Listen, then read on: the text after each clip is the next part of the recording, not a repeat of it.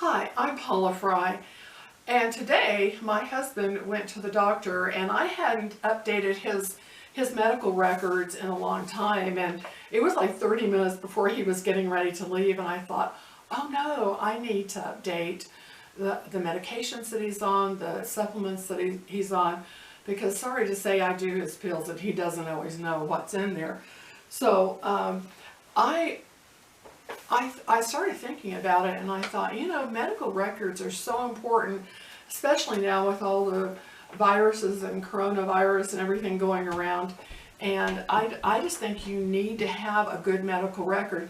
The hospitals, I hope you don't have to, but if you have to go to the hospital, you are really, really sick, at least you would have a record, a medical record, so that you could give to them and they would know your allergies and medications that you're on.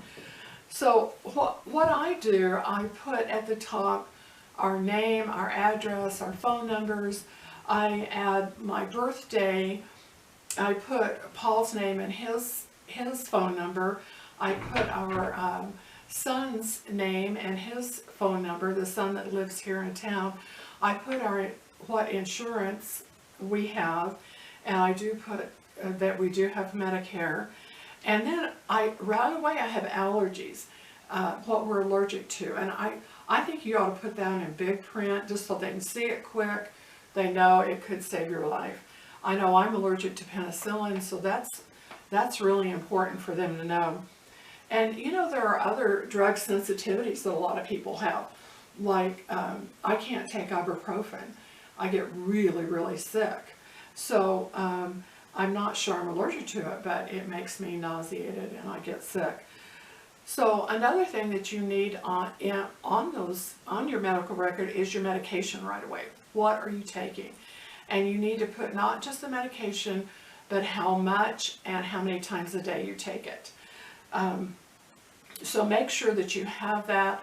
Keep that up to date. So like today is a good day, or tomorrow, go in, put your medical history in your computer, save it, put it on a flash drive, and make some hard copies. And then I recommend, I got these a few years ago after Christmas. They were on sale, but they're red. And I keep a red envelope in our a car in our glove box for both my husband and I with our medical records, so that we have it in case we're in an accident or anything, that they right away can find that. We also take one on in our suitcase when we travel, so that we have that. So it's just a great idea to have it with you wherever you go.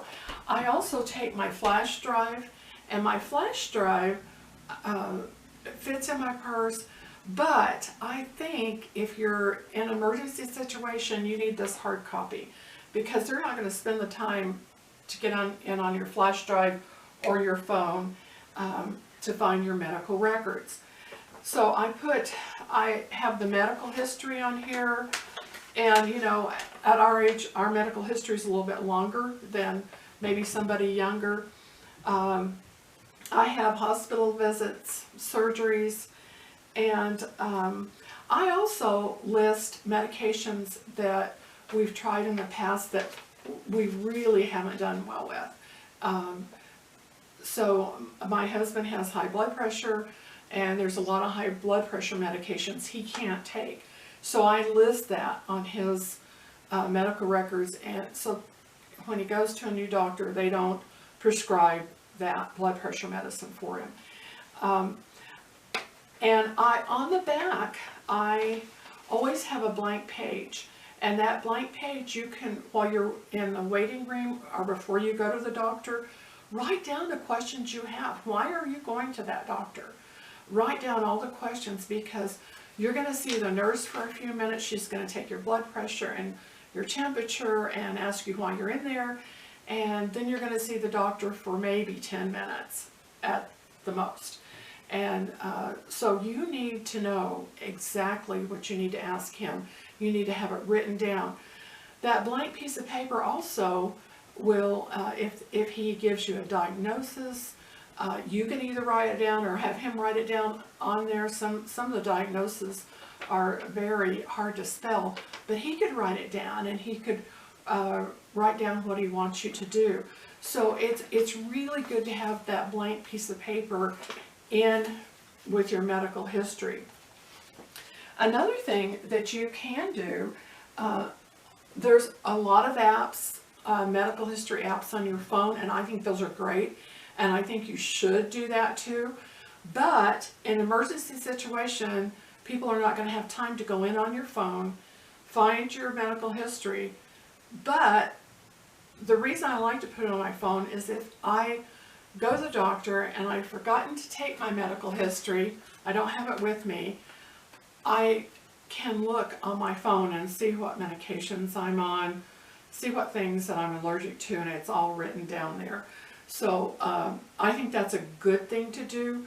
I have heard that there are some apps that doctors can get into, so I'm not sure about that, but I think that would be a good idea, so that our medical histories, we can share them with people we want to share them with, not with just everybody. And I think a medical history is just almost mandatory in this day and age. You really need that, and you need it for every member of your family. So get to work, put it in a computer, put it on your flash drive, make a hard copy. You don't have to have a red envelope, put it in a bright colored envelope. And another thing, make sure that you get all the results of all your tests. You've paid for them. You have the right to those results. And I go over those. Even the other day I was going over some results that blood work from like 2 years ago, and I'm sure my blood has changed, but I noticed a few things that the doctor hadn't told me about. So that is important. Some of that blood work is very revealing, and you need to look at it, and if you have any questions about it, call your doctor. Another thing that I recommend is, if you are sick, if you've got something going on with you, you can't figure out what it is, and this is more of long-term things. And for instance, my rheumatoid arthritis, it took me a long time to figure out that what I drink and what I eat and what I do really did influence the way I felt. So I started keeping a journal. You can just keep a little notebook on your nightstand by your bed. Just write down that day what you ate, what you drank, maybe what exercise you got, things you'd like to improve on for that day. And you can go back through there and look and say, you know, I'm feeling really bad today. What did I eat yesterday? What did I do yesterday? And you can kind of make some of those correlations. You can also start leaving things out like sugar and wheat and dairy, and see if you feel better. And then gradually introduce those and see how you feel. So medical records are really important, and journaling your medical, all your medical records is very important. So you've got time, hopefully you've got time to do it now. Make a medical record for all your family, get it in your suitcases, put it in your car, put it on your flash drive, put it in your phone, just have it with you, and update it. I would say update it at least every 6 months, or if things really change, more often. So I hope you stay healthy and you feel great. Thank you. Bye-bye.